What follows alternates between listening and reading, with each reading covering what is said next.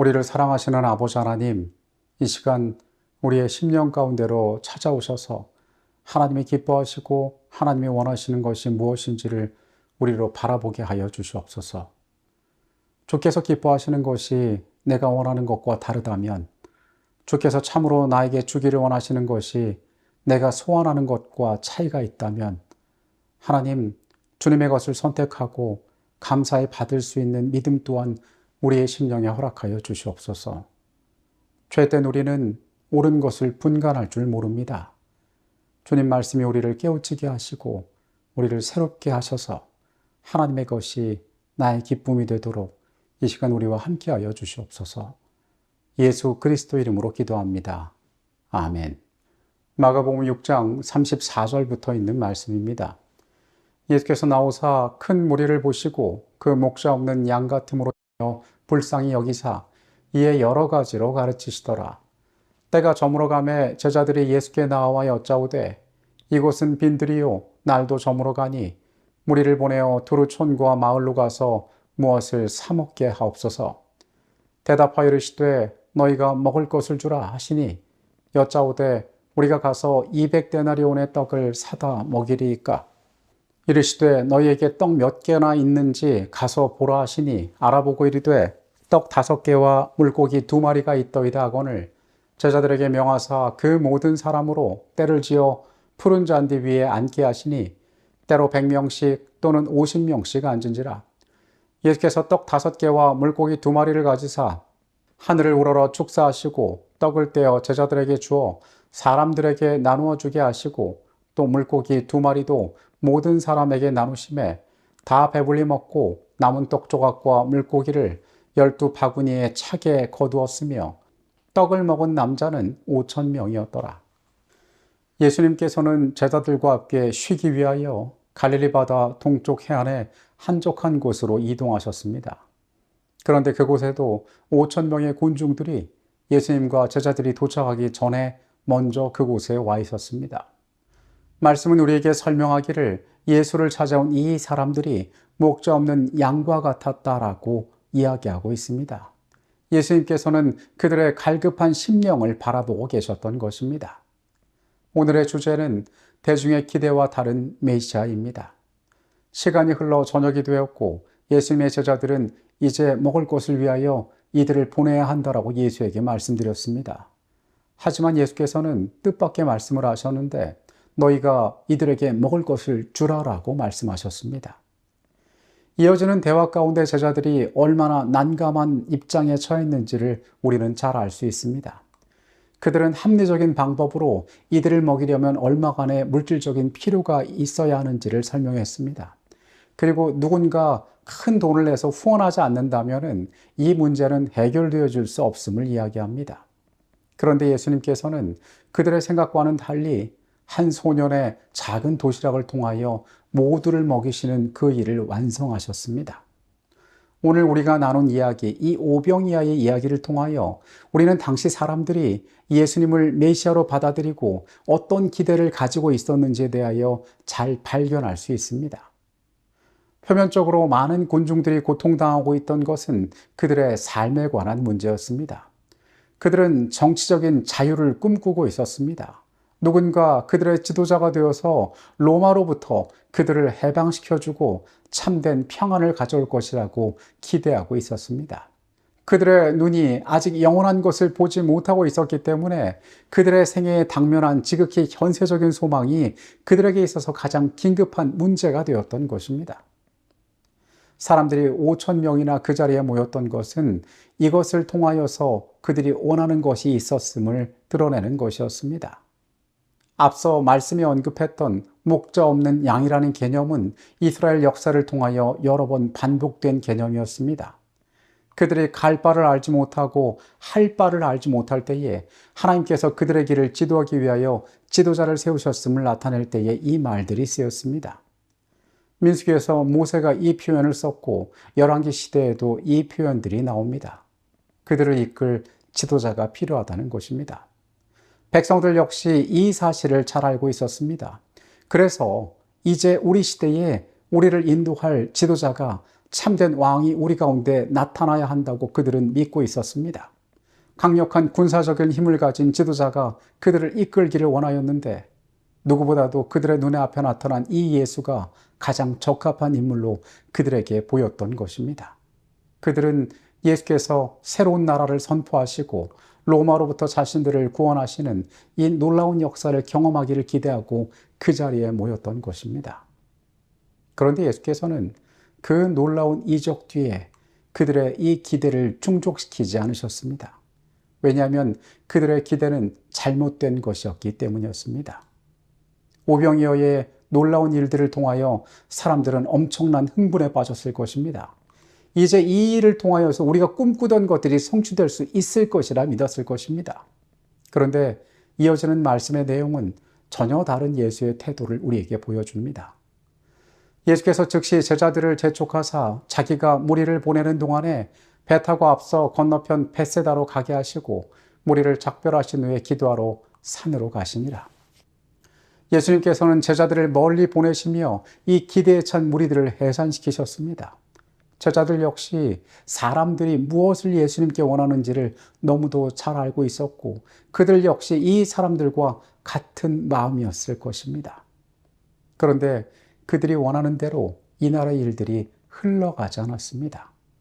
시대 소망은 그 밤의 모습을 우리에게 이야기해 줍니다. 제자들은 예수께서 분부하신 대로 즉시 출범하지 않았다. 그들은 그분께서 그들에게 오실 것을 바라면서 얼마 동안 기다렸다. 그러나 이미 암흑이 드리운 것을 보고 그들은 배를 타고 바다를 건너 가버나움으로 갔다. 그들은 그분을 저희의 구주로 시인한 이후 그 어느 때보다도 그분에 대해서 참을 수 없는 불만스러운 마음으로 예수님을 뒤에 두고 갔다. 그들은 그분께서 자신을 왕으로 선포하는 것을 허락하지 않으셨다는 이유로 불평하였다. 그들은 그분의 명령에 그토록 쉽게 굴복한 자신들을 꾸짖었다. 그들이 더욱 강청하였다면 목적을 성취하였을 것이라고 생각하였다. 제자들은 그 낮에 놀라운 이적을 경험하고도 우울한 가운데 있었습니다.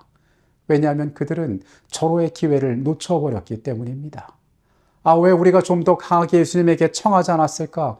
예수님께 부탁하지 않았을까? 왜 물고 늘어지지 않았을까? 다시는 못 올 기회를 잃어버리는 것은 아닐까? 그들은 후회하고 있었습니다. 불신이 그들의 정신과 마음을 점령하고 있었다. 명예욕이 그들을 눈멀게 하였다.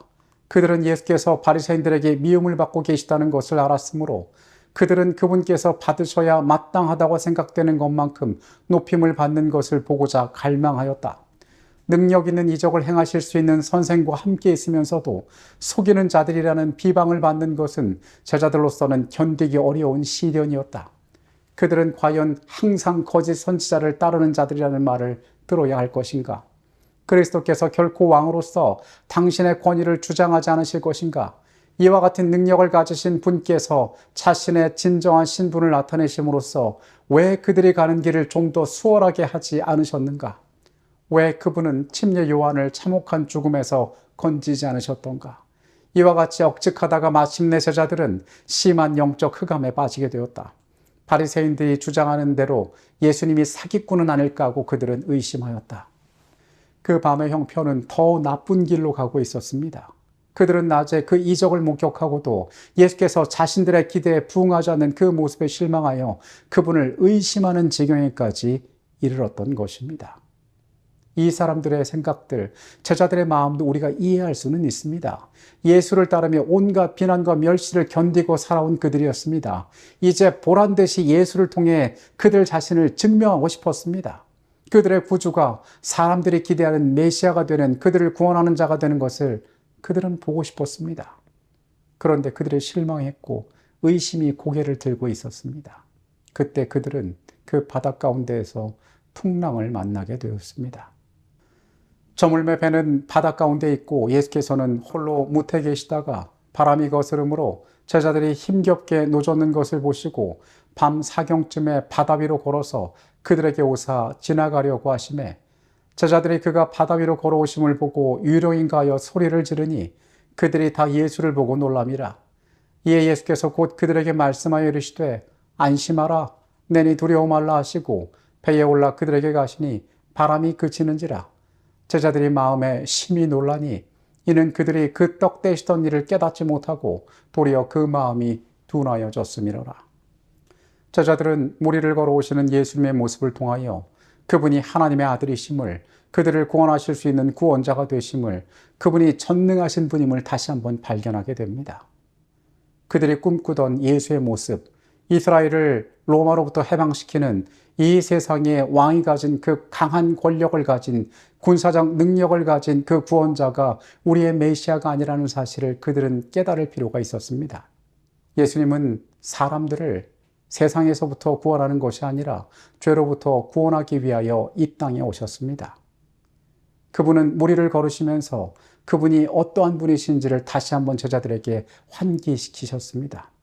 그분은 사람 위에 군림하기 위하여 오신 분이 아니라 자기 목숨을 많은 사람의 대속물로 주기 위하여 오신 메시아이셨던 것입니다. 그 떡은 예수님의 식구인 제자들에게 나누어 주기에도 너무 적은 것이었으나 예수께서는 그들에게도 먹으라고 하지 아니하시고 사람들에게 나누어 주라고 명령하시면서 그들에게 분배하기 시작하셨다. 양식은 예수의 수중에서 증가하였고 생명의 떡이 되시는 그리스도께서 내민 제자들의 손들은 결코 비지 않았다. 사람의 요구가 공급된 후에 남은 부스러기를 거두어 드렸으며 그리스도와 제자들은 다 함께 하늘이 공급하신 그 귀한 양식을 먹었다. 가장 위대한 구원은 이미 그들 가운데 있었지만은 그들은 그 놀라운 구원의 방법을 미처 이해하지 못하고 있었던 것입니다. 그들은 지극히 세상적인 구원을 기대하였지만은 예수께서 그들에게 선물하실 구원은 그들이 알고 있는 것보다 훨씬 더 놀라운 구원을 그들에게 주기를 원하고 계셨다는 사실입니다. 여러분, 마찬가지로 우리의 생애 역시 우리 스스로가 꿈꾸는 구원을 위하여 예수께 구하고 있지 않습니까? 그분께서 나에게 그 구원을 주시지 않는다고 현세적인 문제 가운데 실망하며 살아가고 있지 않습니까? 하나님께서 우리의 삶을 향하여 계획하신 그 구원이 얼마나 놀라운 것인지, 얼마나 완전한 것인지 우리는 기억할 필요가 있습니다. 나의 기대를 내려놓고 주님의 것으로 나의 삶을 채우기를, 그걸로 감사하게 되기를 하나님께 구하게 되시기를 바라겠습니다. 전능하신 아버지 하나님, 내가 주 앞에 들고 나온 것들이 때로는 하나님의 마음과 합하지 않았음을 오늘 우리가 발견하게 됩니다. 그 제자들의 마음이 왜 그토록 어둠 가운데 있었는지, 그들의 마음 가운데 불만을 넘어 불신이 자리 잡고 있었던 그 안타까운 모습들을 오늘 우리가 바라봅니다. 오늘 우리가 그렇게 주의 앞에서 어두운 얼굴로 서 있지는 않습니까? 우리를 구원하기 위하여 이 땅에 오셨던 주의 놀라운 계획이 무엇인지 우리로 발견하게 하여 주시옵소서. 하나님의 선한 계획 가운데 감사하고 만족하는, 주님께서 주시는 것이 내가 구하는 것보다 언제나 더 나은 것임을 우리가 믿게 하여 주시옵소서. 우리를 사랑하셔서 우리를 구원하신 예수 그리스도의 이름으로 기도합니다. 아멘.